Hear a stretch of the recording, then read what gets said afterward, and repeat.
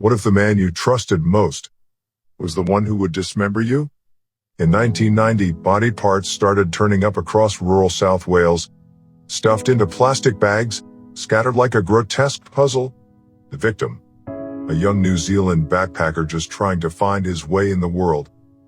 The killer, a convicted murderer who'd already served time for a slasher-style killing 2 decades earlier and had been deemed safe for release. He called himself the Ripper and left behind a trail of blood, bodies, and bone-chilling messages. This is the story of Malcolm Green, the so-called body-in-the-bags killer, who turned a second chance into a second slaughter. He didn't just kill. He cut, stripped, and sealed his victims like he was back at his old slaughterhouse job. Police found his fingerprints on the body bags and blood in his bathroom, but the most disturbing detail? A dummy in his flat. Stabbed in the chest, soaked in fake blood, like practice for a performance no one would survive. And the question still haunts Britain today: how did a known killer slip through the system and kill again? Welcome to another episode on Crime Matinee, where we deep dive into chilling stories that reveal the darkest corners of human behavior and the lessons we can learn from them. In this episode, we talk about self-acclaimed Ripper, Malcolm Green, who slaughtered his victims and dumped their body parts around Wales. Before we delve into this chilling tale, if you've been enjoying Crime Matinee so far, please like and share our videos, leave a thumbs up, and drop comments down below. Don't forget to subscribe so you can be notified whenever I drop a new video. Malcolm Green was born in Cardiff, Wales in 1946, just 1 year after the Second World War ended. Britain was still reeling from the devastation of war, cities still scarred by bomb damage, and rationing still gripped everyday life. Cardiff, an industrial port city with a gritty edge, was no exception. Malcolm was the 5th of 12 children in a working-class family that lived in the district of Ely, one of the city's toughest, most impoverished areas. Resources were scarce, emotions even more so. Green's household, like many others of the time, was a chaotic swirl of noise, poverty, and survival. There was little room for tenderness in a family of 12, and less room still for emotional development. Children raised in such settings often grew up fast and hard. Before Malcolm Green became a name whispered in horror and revulsion, he was just a boy growing up in the grey, working-class district of Ely, in post-war Cardiff. Born in 1946, he was the 5th of 12 children, one of a dozen mouths to feed in a family caught between hardship and survival. In the tight confines of a council house, affection was a luxury, and attention had to be earned, often through outbursts or silence. Cardiff in the 1950s was still licking the wounds of the Second World War. Bombed streets and ration books were the norm, and in working-class neighborhoods like Ely, life revolved around labor, discipline, and the unspoken rule: keep your head down and get on with it. Emotional expression wasn't encouraged, it was considered weakness. And young boys especially were raised on a strict diet of stoicism and self-reliance. But what happens to a child when he has nowhere to place his fears, his grief, his rage? Malcolm was reportedly quiet, withdrawn, and often overshadowed by louder, more aggressive siblings. Teachers remembered him not for brilliance or bad behavior, but for being invisible, slipping through the cracks unnoticed. But inside, something was simmering. That slow-burning fire may have started with a sense of powerlessness. In a family that large, individuality is rare. Green wasn't the first favorite or the baby, he was somewhere in the middle, a position often associated with feelings of being overlooked. Add that a violent household or a lack of emotional safety, and you have the perfect recipe for a boy learning to suppress his emotions until they fester into something darker. By the time Malcolm entered his teenage years in the early 1960s, Britain was changing. The post-war boom brought television into homes and rock music to radios. But for kids like Malcolm growing up in the concrete alleys of Ely, opportunity didn't knock. It marched past in boots, heading for factories, docks, and slaughterhouses. He left school with no qualifications, and soon after, found himself working in a local abattoir, an environment where life and death were reduced to routine. Every day he witnessed the draining of blood, the carving of flesh, the stripping of identity from living beings. It's here that something inside Malcolm began to shift. The young man who had once been quiet and inward became fascinated with control, control over the messy, chaotic world around him. And there, amid the metallic stench of the slaughterhouse, he began to desensitize. Cutting became ordinary. Killing became methodical. Blood no longer meant horror, it meant order. But one event would shape Malcolm Green's mind more than anything else. In 1965, when Green was 20 years old, tragedy struck. His younger brother Roger, the fourth of the 12 siblings, was decapitated by a train while on his way to a football match near Ealing Station. Though widely reported that Malcolm witnessed the death at age 12, the reality is more chilling. He was a full-grown adult at the time, but still deeply affected. Rumors swirled that he was forced to identify the body in the mortuary. The sight of his brother's mangled remains, his head severed, would become a psychological echo that never stopped reverberating. Whether it was guilt, trauma, or a dormant seed of violence suddenly germinating, something shifted in Malcolm Green. In the years that followed his brother's death, he found employment first in a slaughterhouse, a place where killing was methodical, mechanical, and clean. Then he moved on to a job as a crane driver at the Cardiff docks, working among steel, sweat, and grit. Both environments had one thing in common: a detachment from humanity. Whether it was carcasses or cargo, everything had a purpose, until it was discarded. Emotionally numb, withdrawn. He rarely spoke of Roger after the funeral, but those close to him noticed the shift. Something colder, something unreachable. A year later, in what seemed to outsiders like a hopeful step forward, Malcolm married a young woman named Marilyn Stevenson. He was just 21 years old. To many, he appeared to be settling down: a job at the docks, a modest flat in the Coed Y Gores estate in Llanelli in Cardiff, and a wife who believed in second chances. But the mask of normalcy would soon slip. Domestic life was far from peaceful. His wife Marilyn Stevenson would later describe him as obsessively tidy, violently possessive, and prone to terrifying seizures. One moment, he was charming and soft-spoken; the next, a volatile storm of fists and fury. Furniture was destroyed. She was hurled across rooms. The fits began soon after the wedding, violent seizures where he'd black out, convulse, and wake up as though nothing had happened. Doctors didn't know what to make of them. One even noted that his body was so covered in scars, if you pulled one stitch, he'd unravel. And still, Marilyn stayed. She was young. She was in love. And like so many partners trapped in cycles of abuse, she kept hoping for the man she first met to return. But the mask was gone. Then came the most chilling moment of all, a single sentence, tossed out like a joke, but heavy with darkness. "I wonder what it's like to murder someone," Malcolm once told her. She never forgot it. In hindsight, she would say that remark haunted her, that it made her wonder if she might have been his first intended victim.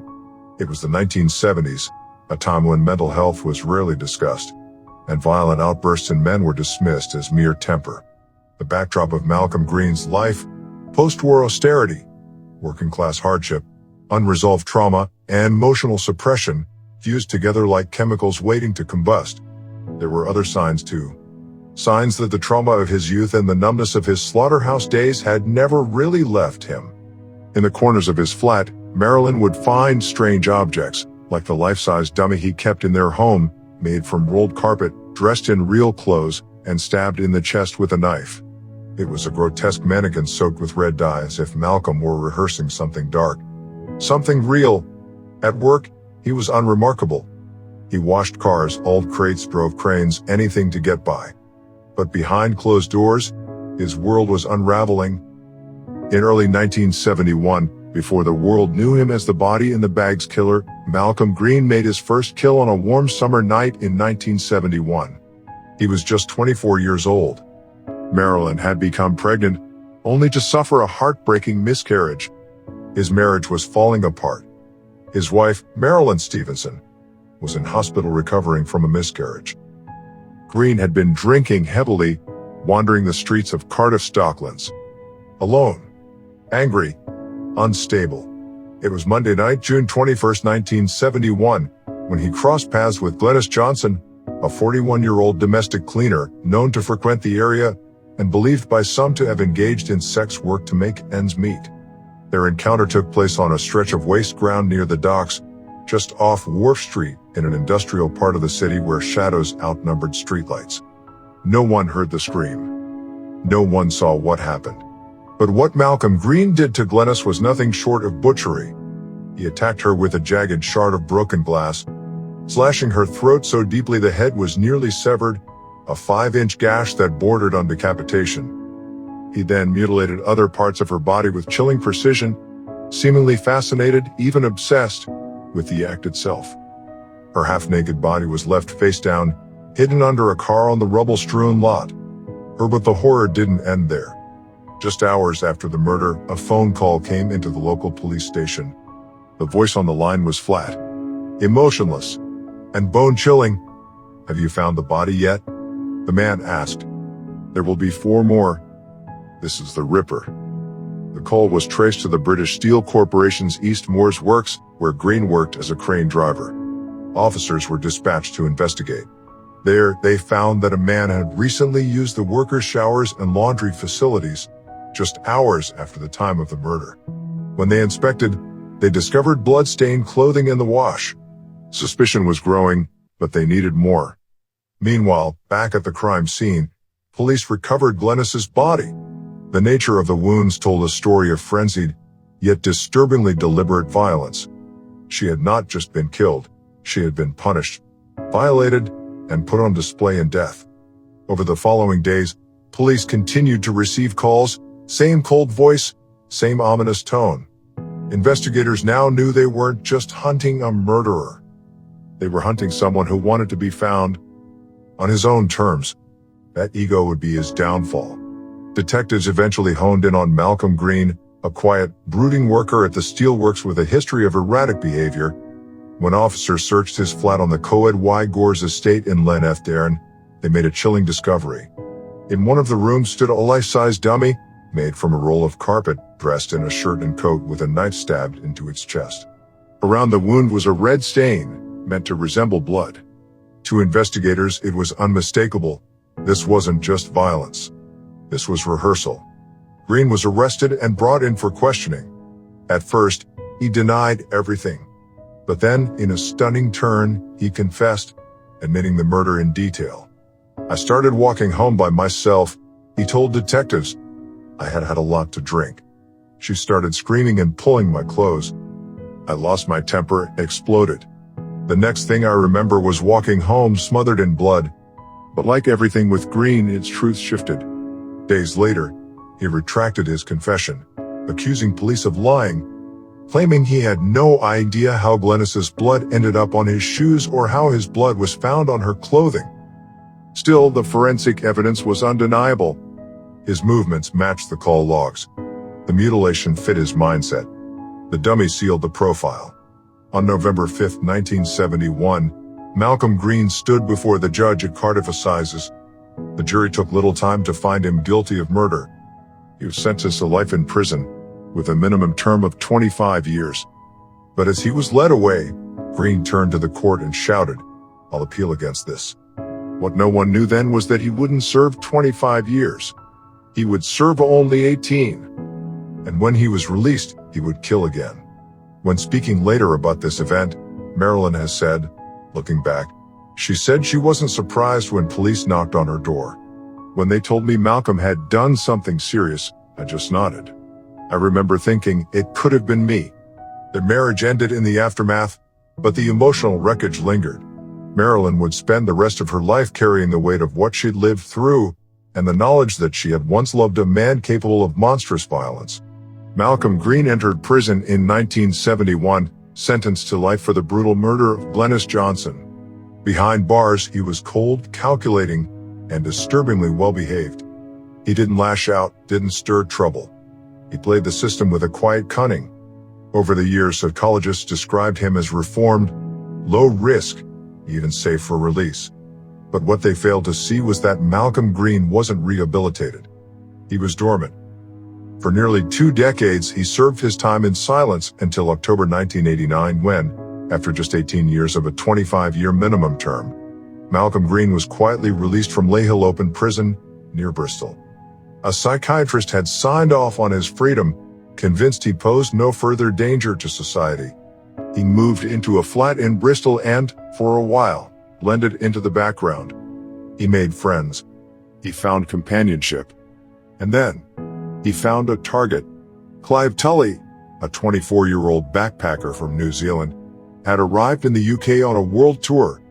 Kind, adventurous, and full of promise, Clive had been working odd jobs to fund his travels. In late 1989, he crossed paths with Malcolm Green.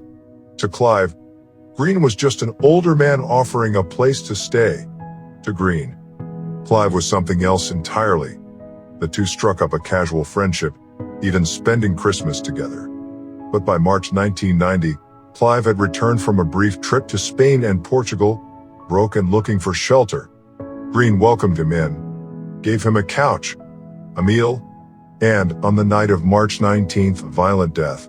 It was in the quiet hours of a Monday night that 24-year-old Clive Tully took his final breath, alone inside a Bristol flat, at the hands of a man he called a friend. The flat belonged to Malcolm Green, freshly released from prison after serving 18 years for a brutal murder. Clive had nowhere else to go. He trusted Green, and Green repaid that trust with a hammer. We may never know what triggered the fatal confrontation. Some say it was an argument. Others believe Green had been planning it for days. What's certain is that Clive was bludgeoned with repeated blows to the head, each one violent enough to fracture his skull.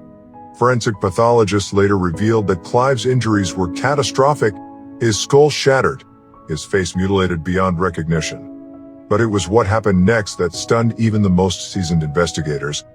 Green didn't just kill Clive, he dismembered him, methodically, surgically, first the arms, then the legs, the hands, and finally, the head. Each part was individually wrapped in plastic, sealed with tape, and packed into bags and holdalls. It was calculated, clinical, and horrifying.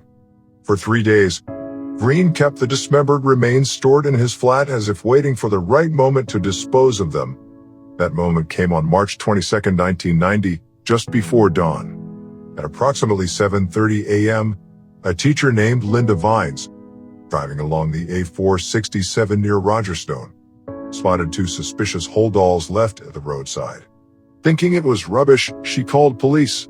But when an officer arrived and unzipped the first bag, the truth was far more disturbing. Inside were a torso and severed limbs, each neatly packaged.